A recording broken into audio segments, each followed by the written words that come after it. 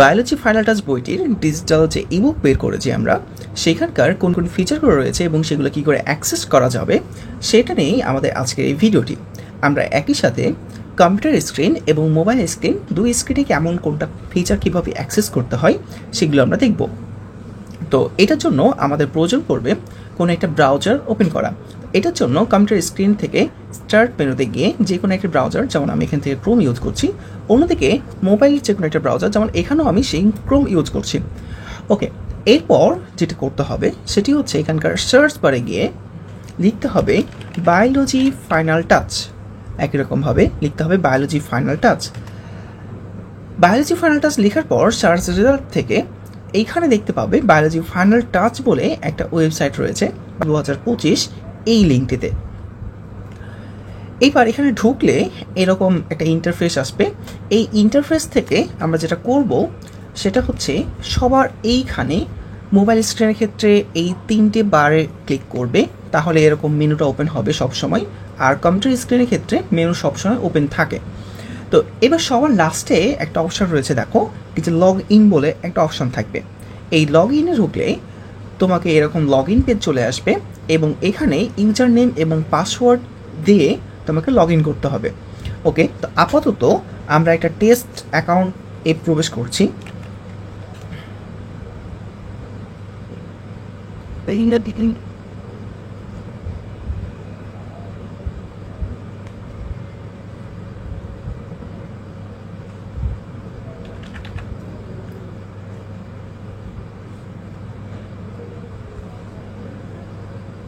ইবুকে log in করা মাত্রই তোমাদের কাছে এরকম ড্যাশবোর্ড ওপেন হবে। কম্পিউটারের ক্ষেত্রে খেয়াল করো কি যে এখানে সাইড বার রয়েছে, যে সাইড বারে প্রত্যেকটা ফিচারগুলো এখানে অ্যাড করা রয়েছে, যেমন dashboard, ebook, MCQ test, practical, profile, ask a doubt, তোমার অ্যাফিলিয়েট আর্নিং, তুমি তোমার ফ্রেন্ডদেরকে রেফারেল আইডি দিয়ে তুমি আর্ন করতে পারো, সেটাও আমরা একসময় আলোচনা করব।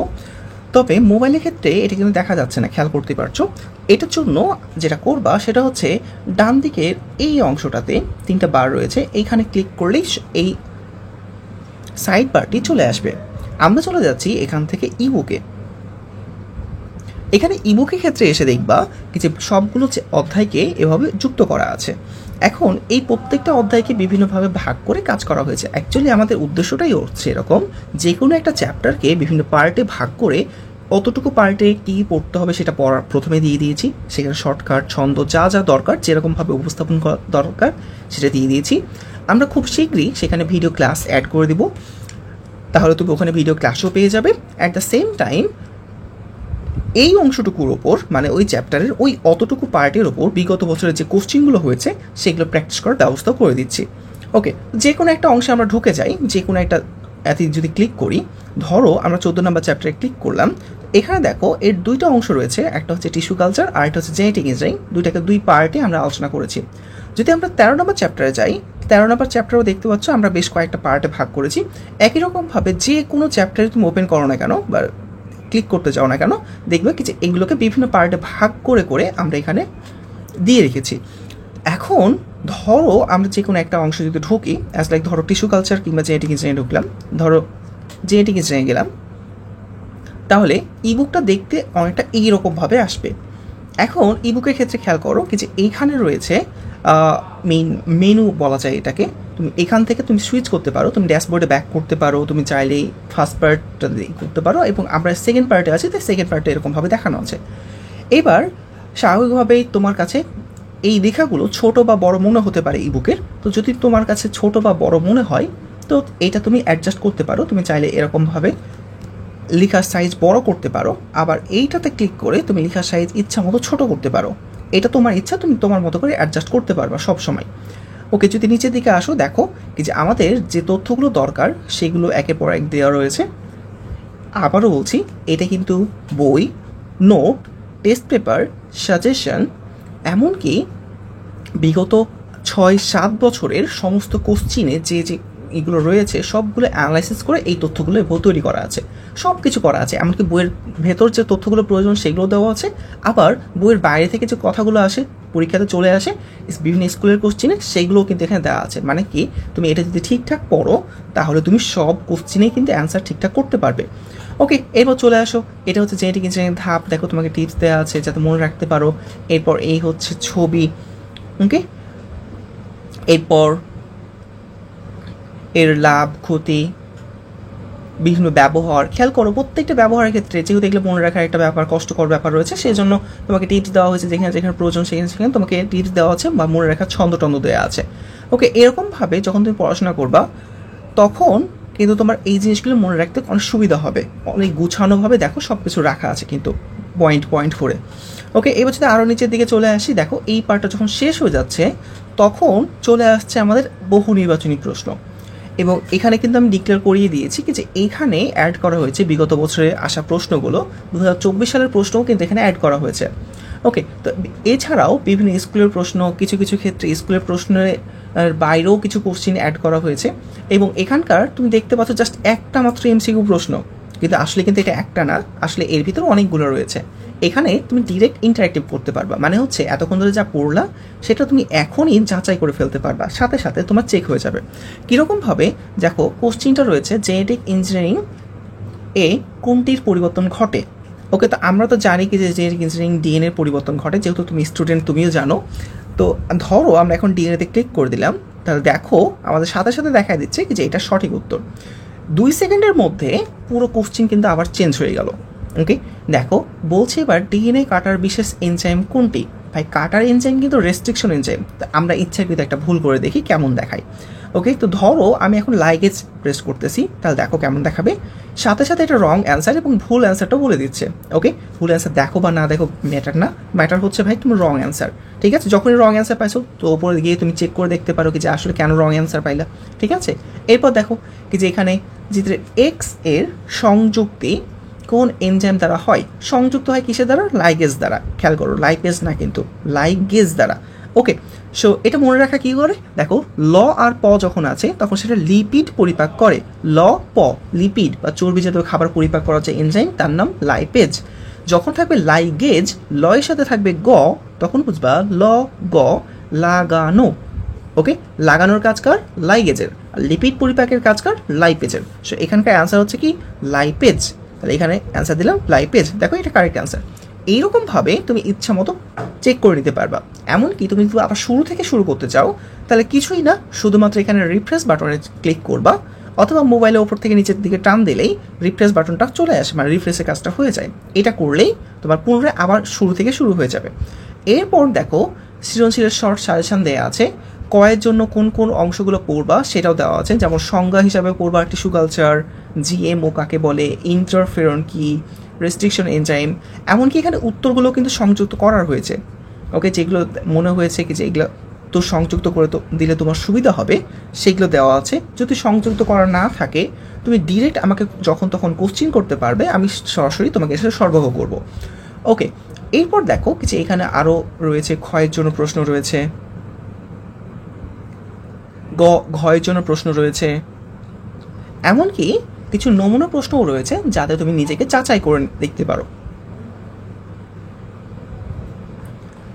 এমনকি যদি তোমার মনে হয় যে এখানে কোনো কোশ্চেন রয়েছে তোমার, তাহলে তুমি সোজা উপরে চলে আসবে। ওপরে আসার পর খেয়াল করবে এই যে আক্স এ কোশ্চিন বলে একটা অপশান রয়েছে, আর মোবাইলের ক্ষেত্রে এই 3টা দাগে ক্লিক করলে এই অপশানটা পেয়ে যাবে আক্স এ কোশ্চিন।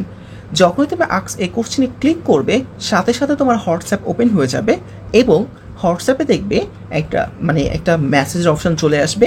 তুমি ওখানে সরাসরি আমাকে প্রশ্ন করতে পারবে। ওকে, আমি এখান থেকে দেখাই যদি, তাহলে আক্স এ কোশ্চিন করা মাত্র সাথে সাথে হোয়াটসঅ্যাপ ওপেন হয়ে যাচ্ছে এবং এখানে তুমি মেসেজ করতে পারবে এবং মেসেজের মাধ্যমে তুমি আমাকে কোশ্চিনগুলো করতে পারবে। ওকে, যদি তুমি হোয়াটসঅ্যাপের মাধ্যমে করতে না চাও সেই ক্ষেত্রে কন্ট্যাক্ট পেজে যাবা, কন্ট্যাক্ট আসে যাবা, তুমি চাইলে মেসেঞ্জারের মাধ্যমে করতে পারো। যেমন তুমি মেসেঞ্জারে ক্লিক করবে সাথে সাথে তোমার মেসেঞ্জার মোবাইল ওপেন হয়ে যাবে। তুমি যদি ফোন নাম্বারের মাধ্যমে করতে চাও সেটাও করতে পারো, তুমি সরাসরি আমাকে SMS করে দিতে পারো ফোনে। ওকে, সরাসরি তাহলে এখানে ক্লিক করলেই দেখো মোবাইলে ফোন নাম্বার সহকারে ওপেন হয়ে যাবে। ওকে, আচ্ছা, এরকমভাবে তুমি চাইলে হোয়াটসঅ্যাপ, মেসেঞ্জার, ফোন যে কোনো মাধ্যমেই তুমি আমাকে চাইলে প্রশ্নগুলো করতে পারো। তোমার যতগুলো কনফিউশন থাকবে ইনশাল্লাহ আমি যতটুকু পারি, যতটুকু সময় পাই অবশ্যই তোমাদের দেওয়া হবে।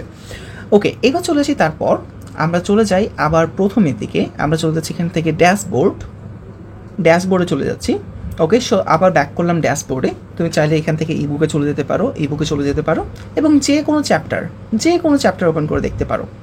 ঠিক আছে, যেটা তোমার পড়ার ইচ্ছা হবে তুমি সেটাই পড়তে পারবা যখন খুশি তখনই, দেশের যে কোনো জায়গা থেকে। খেয়াল করো, যদি এমনটা মনে হয় কি যেমন এখানে মোবাইল স্ক্রিনে খেয়াল করো যে এখানকার প্রাণী টিস্যুটা, প্রাণী টিস্যু 4 প্রকার, তার প্রকারভেদটা কম্পিউটার স্ক্রিনে ভালো দেখালেও মোবাইল স্ক্রিনে তো ছোটো দেখাচ্ছে। তুমি চাইলে এটা বড় করতে পারো, জাস্ট ওর উপর ক্লিক করলে এটা বড় হবে। 2 আঙ্গুল দিয়ে ইচ্ছা মতো টেনে তুমি বড় করতে পারবা, তোমার পড়ার জন্য যথেষ্ট থাকবে। ওকে, সো দেখো সব কিছুই দেখো সাজানো গোছানো অবস্থায় রয়েছে। যে ইমেজগুলো দরকার সেগুলো তোমাকে এখানে দেওয়া আছে।